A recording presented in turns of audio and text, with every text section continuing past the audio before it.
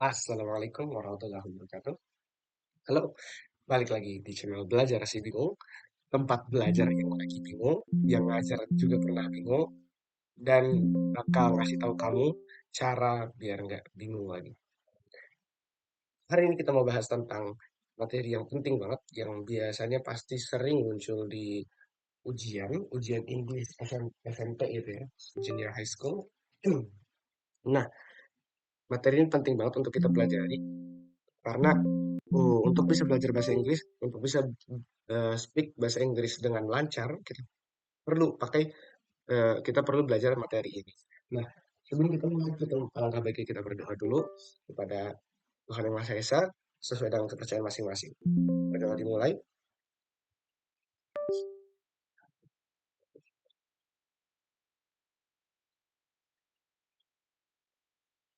Oke, berdoa selesai.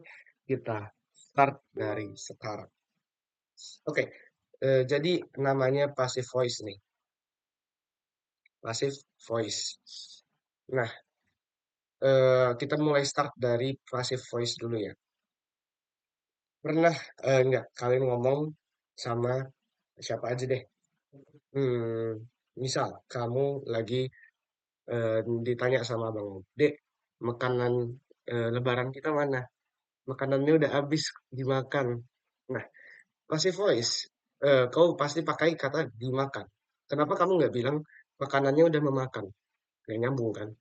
Nah, karena makanannya habis karena udah dimakan, bukan karena memakan.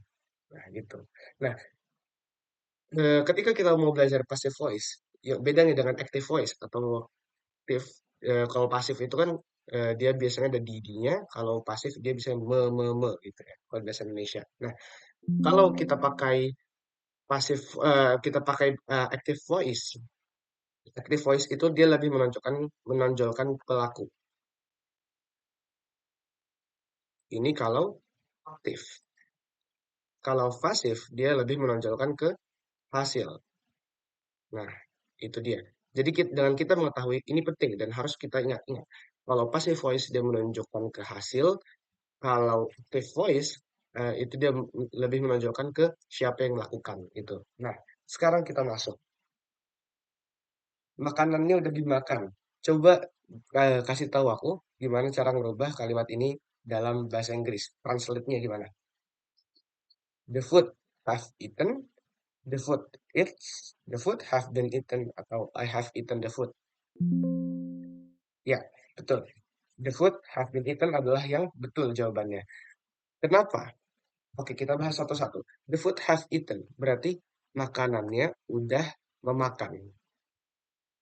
The food eats artinya makanannya makan, itu doang. I have eaten the food. Itu aku udah memakan makanannya gitu. Aku udah makan makanannya. Nah, sedangkan the food have been eaten baru makanannya udah dimakan. Ngomong-ngomong, hal yang menarik adalah I have eaten the food. Kalau ini I have eaten the food adalah bahasa Indonesianya aku makan makanannya. Nah, kalau kita mau ubah ke dalam bentuk pasif, hasilnya kayak gini, makanannya udah dimakan. Nah, I have eaten the food itu kalau kamu rubah ke passive voice in English, itu jadinya the food have been eaten. Jadi ini yang aktif, nah ini yang pasif, gitu ya. Nah, oke, eh, kita coba lanjut dulu. Jadi kalau passive voice di Indonesia itu biasanya tinggal kamu tambahin di doang nih. Kalau passive voice di English, tinggal tambahin to be. Nah, kalau di Indonesia kan kita tinggal bilang dimakan, dikendarai, ditulis, dibicarakan. Kalau di English kita tinggal tambahin to be. Nah, kebetulan to be di English itu banyak. Kita coba balik. To be. Nah, to be di English itu ada is atau am atau are. Terus ada yang dia biasanya pakai be doang ya. Ada juga yang pakai being, ada juga yang pakai been. Nah, ada juga was atau were gitu ya. Ini semua to be nih. Nah, Gimana cara makainya?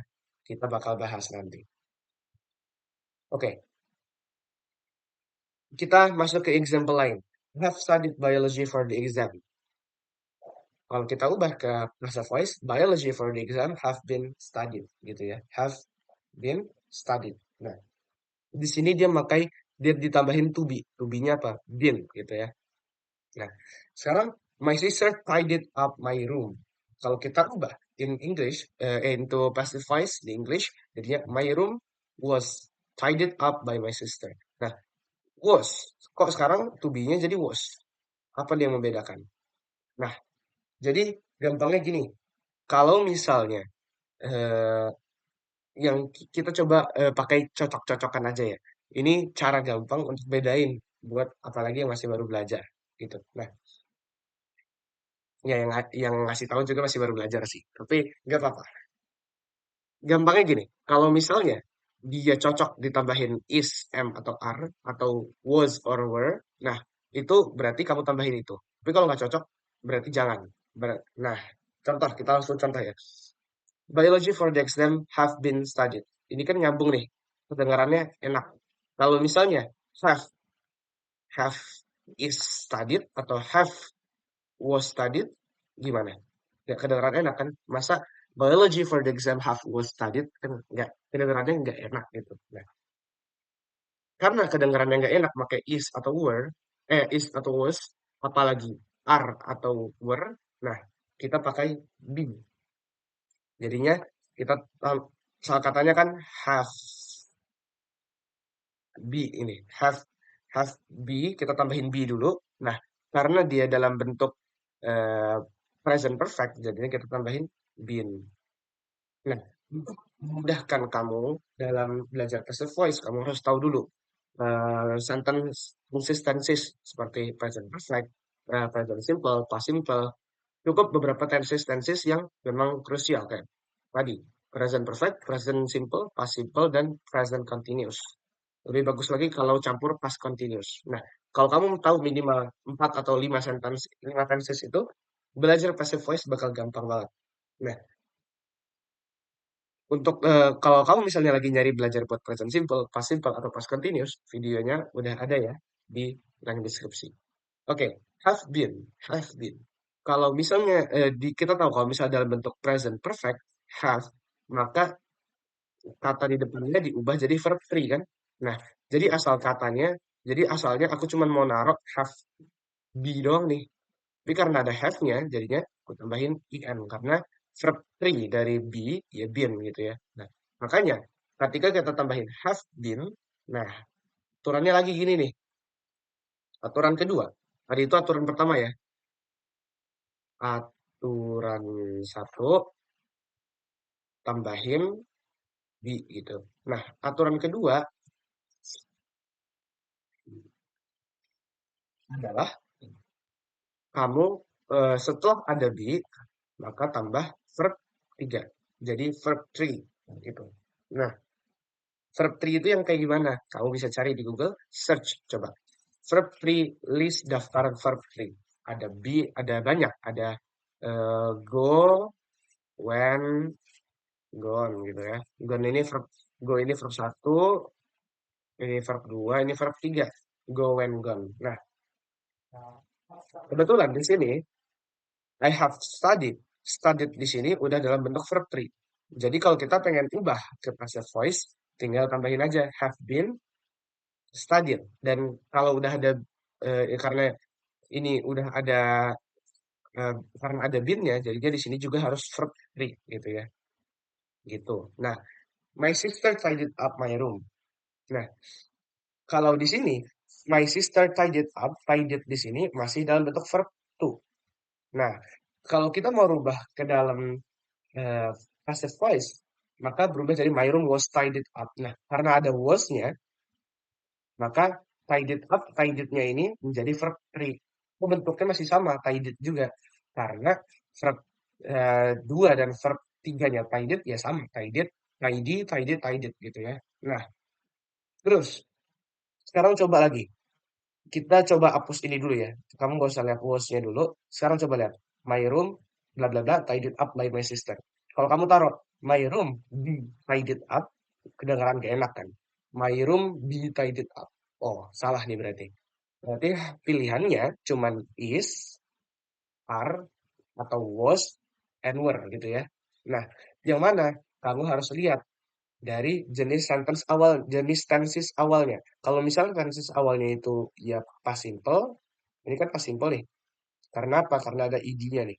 Nah, ada past simple berarti kamu juga harus pakai to be dari past simple. To be dari past simple apa tuh, Bang? Was, atau were. Kalau misalnya kalau misalnya eh, dalam present simple berarti kamu harus pakai to be dari present simple. Apa itu? Is, terus are, atau kalau ada am ya. Nah, jadi di sini pilihannya kamu ya pasti kalau nggak was ya were. Nah, my room bla bla bla was atau were. Nah, karena di sini roomnya itu singular, berarti otomatis nggak boleh pakai were dong, karena were kan plural. Nah, berarti tambahin aja was di situ. Jadinya my room was tidied up by my sister. Nah, kita next. Ini dia formulanya. Ya, setelah kamu mulai melihat berbagai banyak jenis contoh itu, harusnya kamu udah bisa nemuin polanya tuh. Kita coba lihat. Awalnya ada kata I di sini. I. Habis itu have studied biology. Biology for the exam ini adalah objek.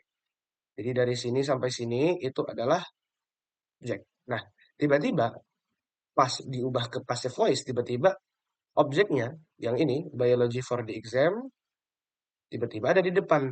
Nah, studied-nya tiba-tiba ada di belakang. Kok bisa? Nah, karena formulanya adalah seperti ini. Objek, terus taruh to be. Nah, to be-nya ini aku udah kasih tahu gimana cara naruhnya ya. To be itu harus kamu lihat coba berdasarkan kecocokannya. Nih, eh, kalau pokoknya kamu taruh dulu my room-nya taruh depan. Nah, terus sisanya kamu tulis di belakang nih. I did up by my sister. Nah, sekarang di tengah-tengahnya kamu mau rubah. Gimana cara rubahnya? Kamu coba lihat dulu. Kalau aku tambahin pakai my room be tidied up, nggak nyambung kan? Nah, kalau kamu tulisnya my room was, kalau kamu tulisnya my room is tidied up, kedengaran enak tuh. Nah, berarti pilihannya antara is, was, atau were gitu ya. Is, are, was, atau were. Nah, sekarang kamu lihat jenis tenses awalnya. Ini past simple, berarti kamu harus rubah pakai verb to be-nya dari past simple juga, yakni apa? Was atau were gitu. Nah, terus tinggal disesuaikan sama subjeknya, apakah plural atau singular. Nah, terutama taruh objek di depan, to be di tengah, verb three. Verb three itu nggak cuman tadi kayak studied atau tadi tidied gitu ya. Tapi kamu ada juga bentuknya kayak yang ada in-nya eaten, eh dan sebagainya. Nah, ada juga guru yang bilang di beberapa sekolah mungkin ada tambahin by. Nah, misal kayak ini ya, my sister tidied up my room. My room was tidied up by my sister. Ini ada by-nya. Kalau yang ini, I have studied biology for the exam. Biology for the exam have been studied. Yang ini kok nggak ada, uh, tidak ada by-nya ya. Ini kok nggak ada by-nya. Nah, tapi yang ini ada by-nya. Kenapa kira-kira? Nah, jadi sebenarnya by itu optional kalau di English. Tapi kalau misalnya kamu disuruh pakai by, biasanya di sekolah diajarin pakai by, maka tulislah pakai by gitu. Nah, sebenarnya karena tadi passive voice itu kegunaan utamanya adalah untuk kasih tahu eh, result, sementara active voice itu kan tadi untuk kasih tahu pelaku ya. Passive voice itu untuk kasih tahu hasilnya aja. Kalau active voice itu kan untuk kasih tahu pelakunya gitu ya, lebih menonjolkan ke pelakunya. Contoh gini ya, di bahasa Indonesia. Makanannya tadi, makanannya udah dimakan gitu ya. Dibandingin sama kalimat aku makan makanannya. Kalau kalimat aku makan makanannya itu lebih menonjolkan kayak oh aku loh yang makan gitu ya. Sementara kalau misalnya aku bilang makanannya udah dimakan tanpa aku menonjolkan siapapun yang makan nggak penting. Pokoknya makanannya udah dimakan gitu kan. Nah, berarti kalau misalnya kita mau menulis by atau nggak mau nulis by ya itu sama aja. Maksudnya it doesn't too much important gitu ya. Nah, sekarang kita coba lihat orang-orang biasanya confused di beberapa tenses. Ini kira-kira tenses apa? Buat yang udah belajar, berarti kalian mantap banget, harusnya udah gampang banget belajar ini. OSIS will be organizing the event. Nah, kalau ada will-nya, berarti dia masuknya future. Kalau ada ing-nya, berarti dia continuous. Berarti apa? Future continuous. Gitu. Nah, sekarang coba lihat ke sini. Gimana cara kita merubah kalimat OSIS will be organizing the event menjadi passive voice? Nah, caranya adalah ya sama aja, tetap tambahin be gitu ya. Sekarang coba lihat nih. The event will be being organized. Ini coba aku hapus dulu. Nah, gitu ya. Nah, ini kan aslinya memang udah ada be nih di sini. Udah ada be. Berarti be-nya ini adalah sebagai iya ini udah ada be-nya. Nah, tapi karena tekniknya tadi harus tambahin to be, aku mau nambahin lagi be-nya. Ya, harus be. Nah, terus di sini ada be lagi. Jadi will be gitu nah. Nah, tapi karena nggak boleh ada double kayak gini, jadi be yang setelahnya harus kutambahin will be being organized. Kenapa pakai kenapa jadi ada being-nya? Karena ini continuous gitu ya. Jadi organize-nya ini udah dalam bentuk verb 3. Nah, will be-nya ini kayak kamu tinggal tambahin be aja gitu loh. Tambahin be. Nah, kalau will be kan nggak nyambung tuh. Jadi harus be yang kedua harus diubah jadi ing. Kalau misalnya ada continuous-nya gitu. Nah, jadi apa yang harus kamu perhatikan? Yang harus kamu perhatikan adalah merubah verb jadi verb 3. Kamu harus tahu nih, verb 3 dari organize, organized, organized. Itu juga verb 2 dan verb 3-nya sama. Kalau misalnya eat, ate, eaten, itu kan beda-beda tuh. Ada irregular verb. Nah, kuncinya gini, kalau misalnya verb 2 dari suatu kata itu ada id, berarti ya verb 3-nya juga ada id-nya. Kayak tadi tuh, studied, verb 3-nya studied. Tidied, verb 3-nya tidied juga. Tapi kalau misalnya verb 2-nya aja udah irregular, nggak pakai id, ya berarti verb 3-nya juga udah irregular, nggak pakai id juga. Nah, misal, go, went, gone, eat, eaten, eh, take, took, taken, dan sebagainya. Itu cari di Google banyak kok. Nah, list of verb 3. Sekarang, jangan lupa juga kamu taruh objeknya di awal. Itu yang paling penting. Ini dua ini yang paling penting, maka kamu akan bisa mastering, kamu bisa master apa namanya passive voice. Nah, sekarang ini sebagai reminder. Jadi kalau jadi kamu coba harus cuma lihat sentence-nya aja. Cara gampangnya adalah kamu tinggal taruh be, to be, dan tambahin to be itu, to be itu bisa banyak. Jadi bisa be, being, been, atau is, am, are, atau was, or were. Nah, jadi kamu tinggal lihat aja di sentence-nya. Kira-kira kalau misalnya aku taruh will be is di sini, will be is kan nggak nyambung ya. Nah, nggak kedengeran enak juga. Jadi mending aku taruh will be. Wah, kayak lebih enak tuh. Tapi nggak boleh double. Jadi will be being gitu. Nah, sekarang itu dia tadi tentang passive voice. Coba kita berhenti sejenak. Coba pikirkan lagi. Apa yang udah kita pelajarin. Sekarang tanpa aku kasih tahu, coba jawab pertanyaan ini. Aku yakin kamu udah lupa. Gimana cara merubahnya? Tadi aku sempat bilang, kanannya udah dimakan. Kalau mau merubah jadi passive voice, jadinya the food have been eaten. Nggak ada lagi yang jawabnya the food eats ya. Oke, sekarang kita lanjut ke direct speech and indirect speech. Atau indirect speech ini bisa juga orang bilangnya itu reported speech gitu ya. Karena ini adalah jenis eh, kalimat apa ya? Kalimat yang dia digunakan untuk ngasih tahu sesuatu, yang report sesuatu ke orang. Nah, yang ngasih laporan gitu ya. Nah, sekarang coba lihat dua kalimat ini. Kalau di bahasa Indonesia kita juga punya ya namanya kalimat langsung, eh langsung dan kalimat tidak langsung. Nah, sekarang coba lihat. Ini ada dua kalimat di bahasa Indonesia. Kata bunda, aku nggak boleh main hari ini.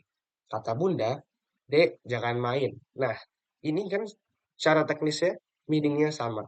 Tapi penggunaannya beda. Misal ya. Kamu lagi main sama, kamu diajakin main sama temenmu. Temenmu nyamperin tuh di depan rumah. Bro, bro, main yuk.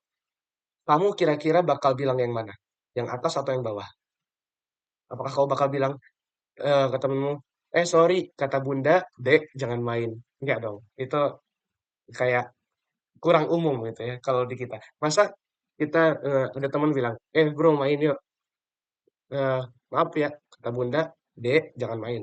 Nanti yang ngajakin kamu malah ngira apaan sih manggil dak dek gitu ya. Nah, tapi daripada aku bilang ini, kau bakal bilang yang ini kan, kata bunda, aku nggak boleh main hari ini.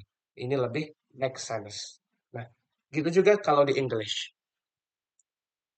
Yang penting adalah meaning-nya harus sama. Nah, meaning-nya harus sama persis, gitu ya. Cuman penggunaan aja yang beda. Jadi ada beberapa teknik nih. Caranya adalah teknik satu langkah mundur ke masa lalu. Gimana caranya? Maksudnya tuh begini. Kalau misalnya dia future, maka ubahlah dia ke masa lalu. Tambahin jadinya past future. Tense-nya ya. Kalau dia lagi present, tambahin past. Jadinya past tense. Past simple, karena dia udah lumayan masa lalu, kita bawa lagi ke masa lalu yang lebih masa lalu gitu ya. Ini past simple kan udah tentang masa lalu. Jadi kalau misalnya kita mau bawa satu langkah ke belakang ke masa lalu lagi, berarti past perfect gitu ya. Nah, kalau future continuous ya berarti bawa ke masa lalu past continuous gitu. Nah, yang penting ya, tekanin lagi adalah jangan sampai kamu rubah artinya. Karena kalau rubah artinya, ya otomatis salah gitu. Ini adalah satu teknik pertama dari tiga teknik yang bakal ku jelasin di depan. Ingat dulu ya, satu langkah ke masa lalu. Nah, yang kedua adalah ganti pronoun. My mom said, you and your brother cannot play outside. Ini apa pronounnya? You and your brother ya. Atau kalau di video sebelumnya yang tentang tenses itu aku pernah bilang ini pronounnya bisa kita ganti jadi we. We cannot eh apa ya? You and your brother cannot play outside. Bisa. Enggak, ini memang masih lebih cocok pakai you gitu ya. Nah, ini udah betul ya. Pronounnya nggak usah kita ganti. You and your brother cannot play outside. Nah, ceritanya, ibumu lagi bilang, kamu lagi minta sama ibumu, sama bundamu, Bun, aku mau main keluar. Nah, ibumu bilang, Dek, jangan, aku mau main keluar sama abang. Kata bunda, jangan, kamu nggak boleh main keluar sama abang. Karena hari ini ada hujan misalnya. Nah, sekarang, nah, kamu bilang ke abangmu, ceritanya mungkin abangmu lagi ajakin, Dek, jadi nggak kita main. Nah, sekarang kamu bilangnya gini deh, kamu bilangnya, Bang, kata bunda, kamu dan kamu, eh, kamu dan abangmu nggak boleh main di keluar. Itu kayak aneh kan, kayak, Bang, kata bunda, kata bunda, kamu sama abangmu nggak boleh main keluar. Nah, lebih enak mana kira-kira dibanding kamu bilang, Bang, kata bunda, kita nggak boleh main keluar. Nah, coba perhatikan. Kalimat yang aku bilang tadi adalah kamu sama abangmu. Tiba-tiba aku berubah jadi kita. Nah, jadi ganti pronoun. Oke, kita coba lihat di English sentence ya. Mom said, you and your brother cannot play outside. Nah, kalau kita mau rubah ke passive dengan tidak merubah arti, kamu ubah. Kamu coba lihat. Bunda said that we couldn't play outside. Nah, jadi pronounnya awalnya you and your brother berubah jadi we gitu ya. Tahu kalau misalnya kita mau coba eh, gampangin ya, umumnya tuh gini. They, kalau kalimat awalnya they berarti jadi we gitu ya. You jadi I. Terus apa lagi? Ayu, eh, misal mom gitu ya. Mom atau yang perempuan nama gitu ya, jadinya she. Terus ada orang dad gitu misalnya, yang laki-laki berubah jadi he. Terus benda ya, objek apapun dia berubah jadi it gitu. Nah, sekarang coba kamu lihat lagi di sini, we couldn't. Padahal awalnya di sini can ya. Ini satu cannot atau can't. Ini bisa kita berubah jadi can ya. Awalnya can berubah jadi couldn't. Kok bisa? Karena tadi. Ini kan berarti present tense nih. Ini present karena kita pakai teknik mundur satu langkah ke belakang. Mundur satu langkah ke masa lalu. Kita berubah dari present berubah menjadi past tense, past simple gitu ya. Nah, jadinya awalnya can jadi couldn't. Nah, inilah the reason why I suggest you, saya sarankan kamu untuk belajar tenses dulu sebelum kita mulai ke uh, passive voice.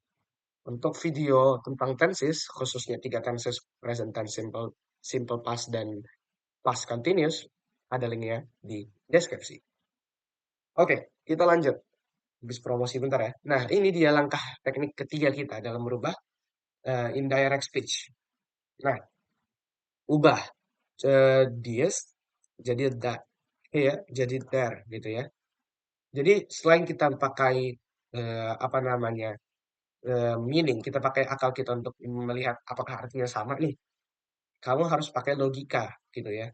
Use your logic. Aryan said, I don't want to play on this part. Sekarang misal ada kurubah ya kalau sentence ini kurubah ke bahasa Indonesia. Aryane bilang, aku nggak mau main di eh, taman ini. Sekarang bicara sama your mom, sama ibumu. Bun, kata Aryane, kata Aryane, eh, aku nggak mau main di tempat ini. Pasti ibu nanya dong, tempat ini mana? Gitu ya. Pasti ibu nanya gitu ya. Apakah ini tuh ini mana gitu. Nah, jadi yang benar harusnya kau bilang, Bun, kata Aryane, dia nggak mau main di tempat itu. Nah, kalau tempat itu harusnya ibumu udah tahu ini mungkin merujuk ke tempat taman yang pernah dikasih tahu sama anaknya gitu ya. Tempat yang itu loh, yang dekat Sudirman gitu misalnya. Nah, sekarang kalau kita rubah sentence yang ini merubah menjadi bahasa Indonesia, berubah menjadi bahasa Inggris in indirect speech gitu ya. Ariane said that she didn't want to play on that park, on that park. Kalau yang ini on this park. Jadi this berubah jadi that. Here berubah jadi there gitu ya. Nah, kalau misalnya Ariane bilang, I don't want to play here. Berarti kamu bilang ke ibumu, Ariane said that she didn't want to play on, she didn't want to play there gitu ya. Nggak mau main di sana gitu. Nah, kalau kau perhatikan di sini juga ada that gitu. Ada that. Ini that-nya kok di sini bisa ada that, yang di sini juga ada that gitu ya. Jadi Aryan said she didn't want to play on that part. Jadi yang ini sama yang ini betul. Tapi kalau kamu mau pakai that boleh, nggak pakai that juga nggak apa-apa.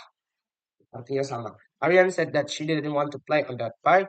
Berubah atau Aryan said she didn't want to play on that part. Gitu. Nah, jadi kamu punya tiga teknik gitu untuk merubah uh, maaf, uh, direct speech into indirect speech atau reported speech. Jadi caranya adalah satu, rubah satu tenses ke belakang, satu tenses ke masa lalu. Dua, rubah ganti pronounnya, rubah pronounnya. Yang ketiga dan ubah this jadi that, here jadi there gitu ya. Nah, mungkin ada beberapa kata juga yang dia kebalikan kayak this, that gitu ya. Kalau this kan ini, there itu. Here itu di sini, there itu di sana. Mungkin ada beberapa kata lagi yang nggak dituliskan di sini. Saking banyaknya kata, jadi nggak dituliskan. Nah, tapi yang penting adalah, balik lagi, kita kalau namanya belajar bahasa Inggris, kita harus paham artinya. Use your logic. Jangan cuman sekedar ngikutin rumus. Kita harus ngelihat juga dari meaningnya. kira-kira apakah ini kira-kira sama nggak ya dengan sentence awalnya. Terus kalau misalnya aku bilang, eee, aku nggak mau main di tempat ini, orang bingung nggak ya kira-kira? Jadi kita harus gunain logic gitu. Baik lagi logic logic logic. Nah, untuk memudahkan kamu, kamu sebaiknya karena kamu sudah selesai, sebaiknya kita ucapkan syukur, ya, terima kasih kepada Tuhan Yang Maha Esa karena kita udah berhasil belajar 2 materi penting sekaligus yang pasti bakal dibutuhin banget kalau misalnya kita mau belajar bahasa Inggris gitu ya. Jadi kita belajar bukan sekedar untuk ujian, namun belajar untuk paham. Oke, ucapkan syukur kepada Tuhan Yang Maha Esa sesuai dengan kepercayaan masing-masing. Alhamdulillah, alamin. Nah, sekarang ada latihan soal di deskripsi, jangan lupa dikerjain ya. Mungkin kalau belum ada sekarang, mungkin bisa jadi menyusul. Nah, tapi bakal segera aku taruh kok. Nah, coba yang penting adalah yang terpenting, sebar ilmu ini dengan kamu bisa share video ini tentu saja dan satu lagi coba ajarin ulang ke temenmu pakai bahasa sendiri. That's the key of getting 100% of understand gitu. Jadi eh, ngajarin ulang atau nge-sharing, sharing your knowledge to others itu adalah kunci dari keberhasilan kamu belajar. So, itu dia. Balik lagi kita sudah selesai. Jangan lupa nanti belajar lagi di channel Belajar si Bingung. Tempat belajarnya orang-orang bingung, yang lagi bingung, yang ngajar juga pernah bingung dan bikin kamu nggak bingung lagi. Wassalamualaikum warahmatullahi wabarakatuh.